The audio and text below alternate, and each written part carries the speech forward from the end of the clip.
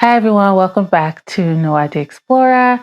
I am Dr. Akaranu. I am an adult, child, and adolescent psychiatrist, and today I'm going to be wrapping up my series on the inpatient psychiatry unit and the things that you would want to know or should know before going or getting admitted to the inpatient psychiatric unit.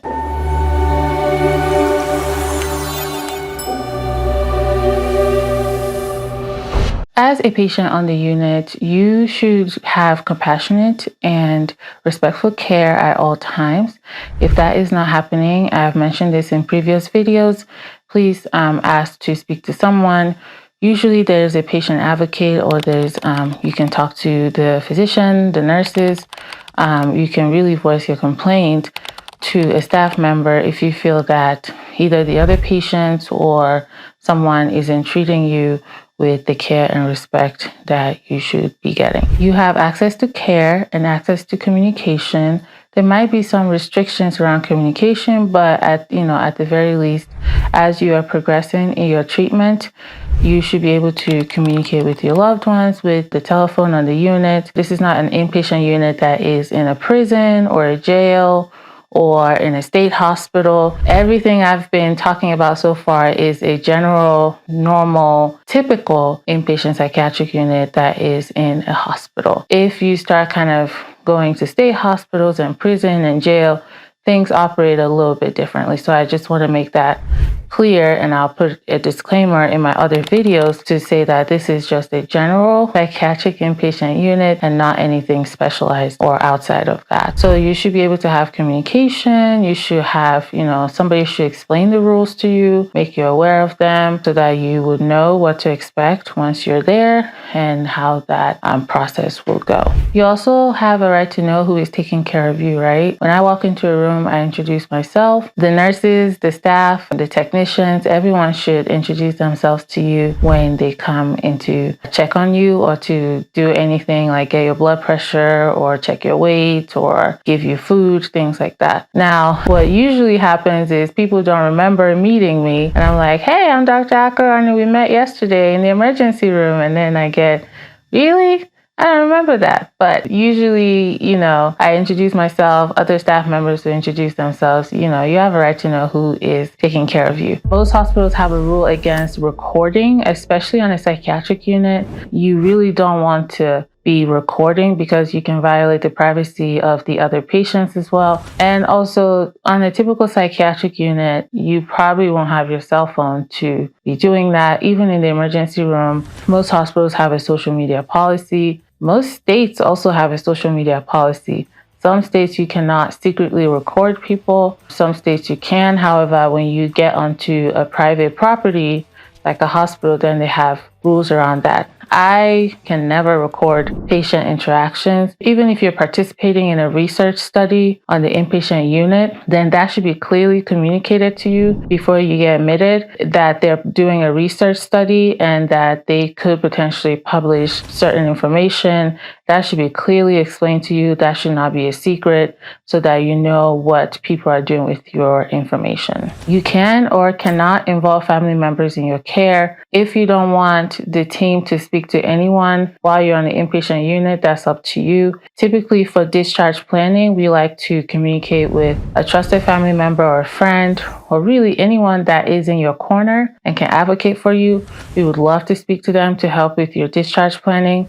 However, if you don't want to involve anyone, that's fine. If you have the capacity to make that decision, you're able to make that decision clearly and communicate that clearly, then that's fine. You don't have to tell anyone. You don't have to involve anybody in your care outside of the medical professionals that are taking care of you. However, again, for discharge planning, it really helps us come up with a strong discharge plan if we can communicate with someone that is advocating for you outside the hospital to help us really make sure that you get to your appointments outpatient and that you're able to take your medication and things like that, and just checking in on you to make sure you have that support once you leave the hospital. You should be given informed consent, right? So if you are able to participate in your care, usually whatever it is that you're getting on the inpatient unit should be explained to you. Even as needed medications that are not scheduled that you can ask for, you have a right to know what they are. So even if it's a multivitamin, Tylenol, vitamin D, psychiatric medications,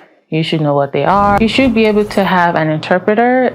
Most hospitals will have a telephone interpreter. That's typically what I see across the board is you have a language line services and we call and we give the access code and then we have the interpreter for whichever language we want. That is really not my preference. I prefer a live interpreter, but sometimes you don't always have a live interpreter available. So we have to use either the iPads to pull up the interpreter on the iPad to do video, or even when that's not available, we use the telephone in the hospitals. You know, you call the operator, you say, I need the interpreter, they transfer you, and then you get a live interpreter on the phone. Sometimes that's the best we can do. A lot of times the phone calls tend to cut off, and then you have to call again and get a different interpreter on the line and catch them up to speed and things like that. But, you know, most hospitals should have that. If they don't have that, I'm so sorry.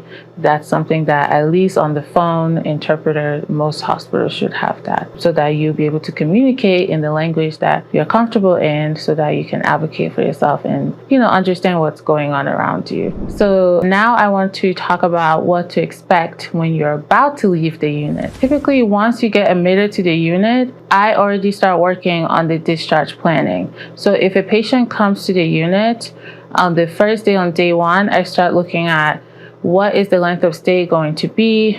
What do I need to have in place for this patient when they need to leave the hospital? And what is that going to look like? So I and the social worker and case management team are already discussing that. Now, it could just be something like the patient just got here, they're acutely in crisis, let's hold off. That's fine. That could be the discharge plan, is to be determined. It could be essentially what that is. But, you know, over the next few days, we really need to solidify that plan because, like I mentioned earlier, we really cannot hold people on an inpatient psychiatric unit for weeks and weeks on end. A lot of states will not let you do that without going to petition a judge. So unless the patient voluntarily, you know, wants to stay on the unit for several weeks, at some point you have to send the patient home. And I particularly don't want to keep anyone on an inpatient unit longer than they have to be there. So once we've optimized your safety plan, we have a good discharge plan in place, we're going to have you go home so that you can implement some of the skills that you've learned and hopefully have a better outcome outside the hospital. And your discharge planning also involves your outpatient practitioners. So you need somebody outside the hospital that you'll be seeing once you leave the hospital. That could be a psychiatrist, a therapist, a nurse practitioner, PA. So whoever it is that you'll be following up with once you leave the hospital, those people will be part of your discharge planning. We also want to make sure you have a way to get your medications. Some hospitals, you can get the medications on the inpatient unit before you leave. They can deliver the medications to your bed. Really, they drop it off at the nurse's station. The nurses then give it to you, but essentially that's what that is. Or if you want to pick it up at an outpatient pharmacy, you let us know what pharmacy you want to use and we send the medications there.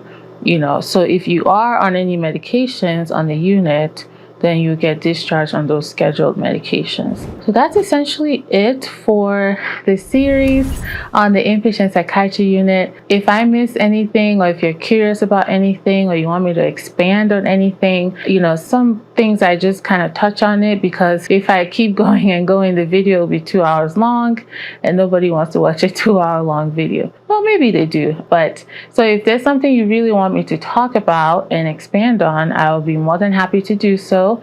Go ahead and subscribe and turn on the notifications. That way you'll be notified when I make more videos like this. And yeah, so let me know if you want me to talk about anything. Thank you so much for watching. Bye.